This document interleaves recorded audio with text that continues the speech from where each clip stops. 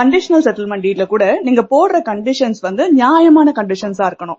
For example settlement டீட் பண்ணும்போது ஒரு உங்களால நினைச்சு பாக்குற தூரத்துல, அதாவது ஒரு 5 வருஷத்துலயோ 10 வருஷத்துலயோ இல்ல ஒரு 2 வருஷத்துலயோ அது கண்டிப்பா நடக்கும் எக்ஸிக்யூட் பண்ணக்கூடிய கண்டிஷன்ஸா இருக்கணும். சோ அந்த மாதிரி ஒரு பாசிபிள் கண்டிஷன்ஸை வந்து நீங்க போடலாம். இப்ப இதுவே வந்து உங்க பையனுக்கு குழந்தை பிறந்ததுக்கு அப்புறம் தான் அப்படிங்கிற மாதிரி உங்க கண்டிஷன்ஸ் போட முடியாது. பிகாஸ் நாளைக்கு உங்க பொண்ணோ பையனோ கல்யாணம் பண்ணாமே போகலாம். அதுக்கப்புறம் வந்து குழந்தை பிறக்கலைன்னா அந்த மாதிரி நீங்க கண்டிஷன்ஸ் இம்பாசிபிளான கண்டிஷன்ஸ் உங்களால போட முடியாது.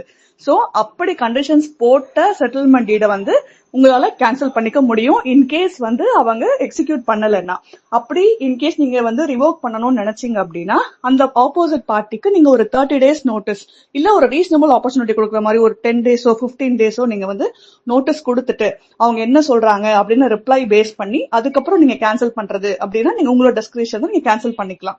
இன்கேஸ் அவங்க ஆப்போசிட் சைடு சொன்ன கண்டிஷன்ஸ் அவங்க ஃபுல்ஃபில் பண்ணிருந்தாங்க அப்படின்னா அவங்களுக்கு நீங்க பண்ண கேன்சலேஷன் செட்டில்மெண்ட் டீட சேலஞ்ச் பண்றதுக்கு ரைட்ஸ் இருக்கு. சோ கண்டிஷனல் செட்டில்மெண்ட் டீட இப்ப நான் சொன்ன மாதிரி டிரான்ஸ்பரி வந்து கண்டிஷன்ஸ் ஃபுல்ஃபில் பண்ணிருந்தாங்க அப்படின்னா அவங்களால சேலஞ்ச் பண்ண முடியும்.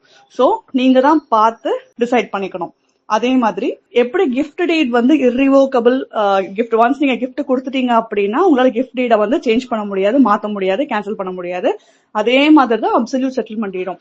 ஒன்ஸ் நீங்க எக்ஸிக்யூட் பண்ணி கொடுத்துட்டீங்கன்னா நார்மல் சேல் டீட் மாதிரி தான், எழுதி கொடுத்தது தான். அண்டர்ஸ்டாண்ட்? அதர்வைஸ் நீங்க கண்டிஷனல் செட்டில்மெண்ட் டீடா போடாத வரைக்கும் யூ கான்ட் டூ எனிதிங்.